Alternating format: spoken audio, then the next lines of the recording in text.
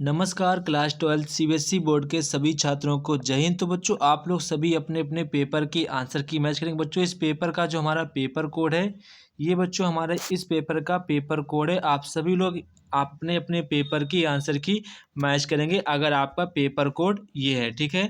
तो बच्चों हम लोग अपने पेपर की आंसर की ओर बढ़ते हैं। तो बच्चों यहाँ पर जो आपका करेक्ट आंसर होगा वो बच्चों यहाँ पर आपका ऑप्शन नंबर ए वाला यहाँ पर बच्चों आपका करेक्ट आंसर हो जाएगा। Option number A will be right answer this question. इसके बाद बच्चों यहाँ पर आपका क्वेश्चन नंबर 2 है। तो बच्चों क्वेश्चन नंबर 2 का जो हमारा राइट आंसर होगा बच्चों option number D will be right answer this question 1% CaCl2। इसके बाद यहाँ पर बच्चों आपका क्वेश्चन नंबर 3 है। Uh conductivity cell usually consist of two. तो बच्चों यहाँ पर जो आपका राइट आंसर होगा बच्चों आपका option number A will be right answer this question, ठीक है। इसके बाद बच्चों यहाँ पर आपका क्वेश्चन नंबर 4 है।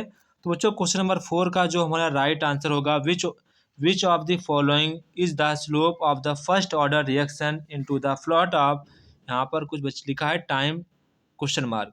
तो बच्चों यहाँ पर जो आपका राइट आंसर होगा बच्चों आपका option number C will be right answer this question.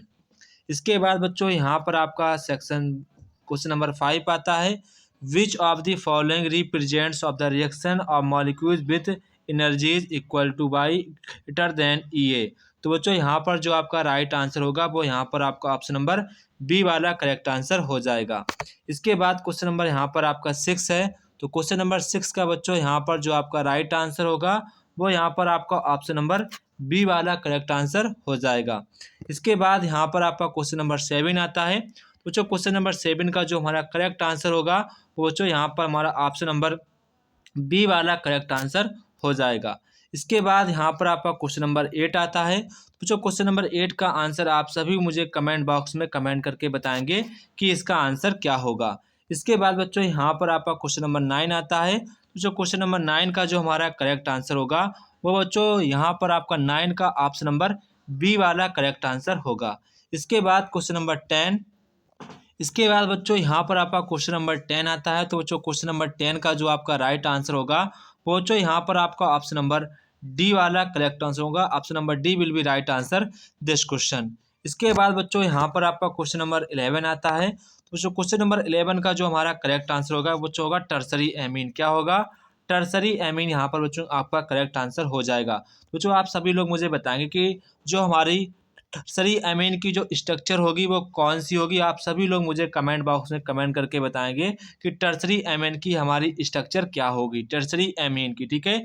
आप सभी लोग मुझे कमेंट बॉक्स में कमेंट करके बताएंगे।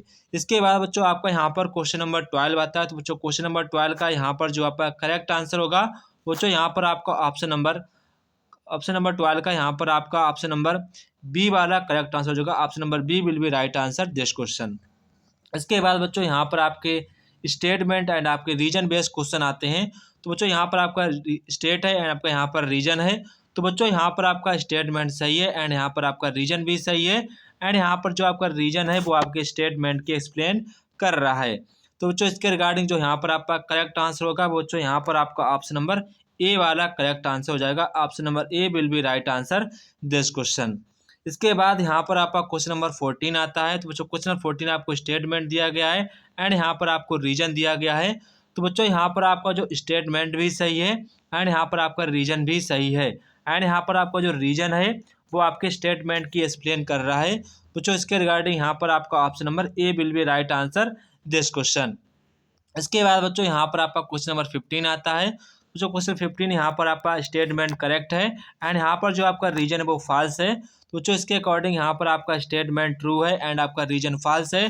तो यहाँ पर आपको जो ऑप्शन नंबर सी वाला करेक्ट आंसर हो जाएगा। इसके बाद बच्चों यहाँ पर आपका क्वेश्चन नंबर 16 आता है। यहाँ पर आपका जो स्टेटमेंट है वो ट्रू है एंड यहाँ पर जो आपका रीजन है ये भी ट्रू है एंड आपका जो रीजन है वो आपके स्टेटमेंट की एक्सप्लेन कर रहा है।